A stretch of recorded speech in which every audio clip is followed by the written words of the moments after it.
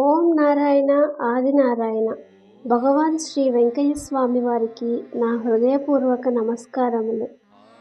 పారాయణ గ్రంథం భగవాన్ శ్రీ వెంకయ్య స్వామి వారి లీలామృతం. రచన సేకరణ సాయి శ్రీనివాస్ గారు. గాత్రం కుసుమ.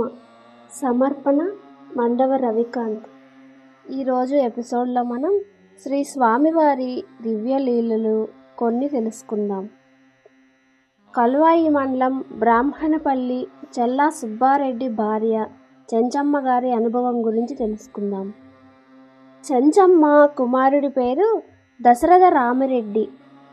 అతను బిఎస్సి పరీక్షలు రాసి ఇంటికి వచ్చాడు. స్వామి వీళ్ల మిద్దె పైన పేపర్ల మీద వేలిముద్రలు వేస్తున్నారు. ఆమెకు స్వామి అంటే భక్తి విశ్వాసం. పరీక్షలు రాసి వచ్చిన కుమారుడి గురించి అడగాలని స్వామి దగ్గరకు వెళ్ళి, అబ్బాయి పరీక్ష రాసి వచ్చాడు, పాస్ అవుతాడా అని అడిగితే కోర్టు ద్వారా గవర్నమెంట్ వాళ్ళు పాస్ చేస్తారని చెప్పారు. అలా చెప్పేసరికి చెంచమ్మకు దశరథ రామిరెడ్డికి అర్థం కాలేదు.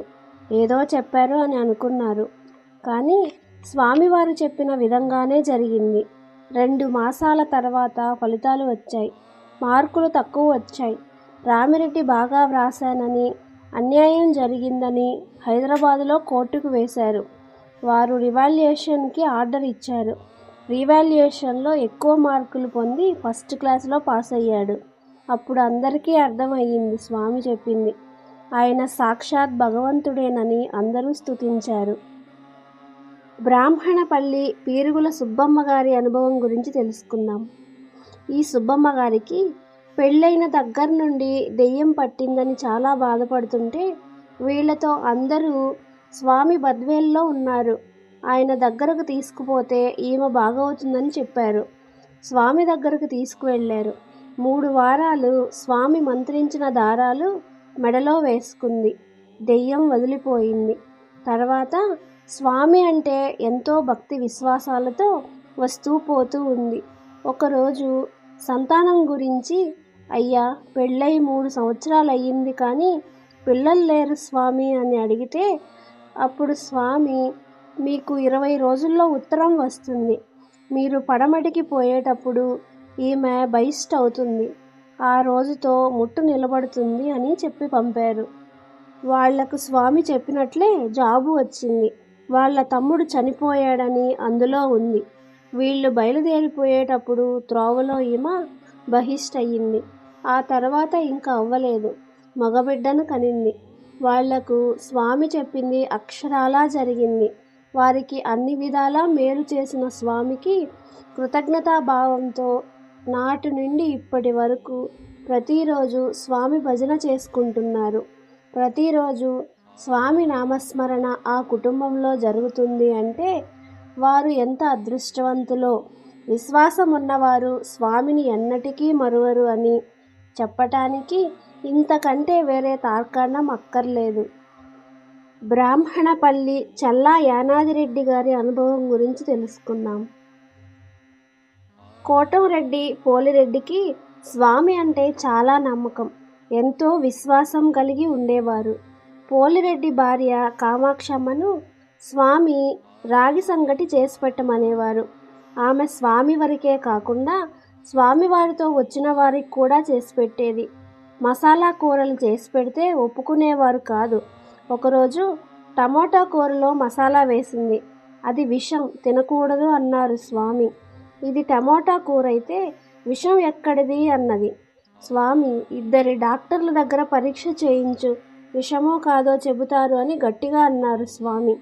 అప్పటి నుంచి ఇంకెప్పుడు స్వామికి మసాలా వేసిన కూరలు పెట్టలేదు. స్వామితో అంత అనుబంధం ఉన్న కుటుంబం వారిది. ఒకరోజు పోలిరెడ్డి తన కుమారుడైన కృష్ణారెడ్డిని పిల్లవాడుగా ఉన్నప్పుడు స్వామి వద్దకు తీసుకుపోయి, స్వామి వీడు చదువుకొని సక్రమంగా సంసారం చేస్తాడా లేదా, నాకు నమ్మకం కలుగటలేదు అంటే స్వామి, అబ్బో ఆయనకేమి, ఇక్కడ కొన్నాళ్ళు చదివి ఆ తర్వాత పాతాళలోకం పోయి అక్కడ చదువుకొని కొన్నాళ్ళు ఉద్యోగం చేసి వ్యాపారంలో పెద్ద కోటీశ్వర అవుతాడు అని చెప్పారు. వీళ్ళు పాతాళలోకం అంటే ఏమిటో అర్థం కాక పిల్లవాడేమవుతాడో అని భయపడ్డారు. అబ్బాయి స్వామి చెప్పినట్లే కొన్నాళ్ళు ఇక్కడ చదివి ఆ తర్వాత బంధువుల ద్వారా అమెరికా పోయి అక్కడ చదివి ఉద్యోగం చేసి తర్వాత వ్యాపారం చేసి అమెరికాలోనే కోటీశ్వరులలో ఇతడు పెద్ద కోటీశ్వరుడయ్యాడు. ఆనాడు స్వామి పాతాళలోకం అంటే అమెరికా అని అప్పుడు అనుకున్నారు. ఆ రోజుల్లో స్వామివారికి కామాక్షమ్మ చేసిన సేవకు పూర్తి అనుగ్రహం ఇలా లభించిందన్నమాట. ఆ మహనీయుడితో వచ్చిన భక్తులకు భక్తితో వండి పెట్టబట్టే ఆమె కుమారుడు ఈనాడు అమెరికాలో అంతటి కోటీశ్వరుడయ్యాడు. భగవంతుడికి చేసిన సేవ ఎన్నటికీ వృధా కాదు, 100 రెట్లు ఫలితం పొందుతారు అని చెప్పటానికి ఇంతకంటే వేరే ఉదాహరణ అక్కర్లేదు. ఓం నారాయణ ఆదినారాయణ. ఈరోజు ఎపిసోడ్ ఇంతటితో పూర్తయింది. తరువాయి ఎపిసోడ్లో మనం శ్రీ స్వామివారి దివ్యలీలల్లో రాపూర్ మండలం పెనుబర్తి గ్రామం కోట పెదలక్షమ్మ గారి అనుభవం గురించి తెలుసుకుందాం. భగవాన్ శ్రీ వెంకయ్య స్వామి వారికి నా హృదయపూర్వక నమస్కారములు. సర్వే జనా సుఖినో భవంతు.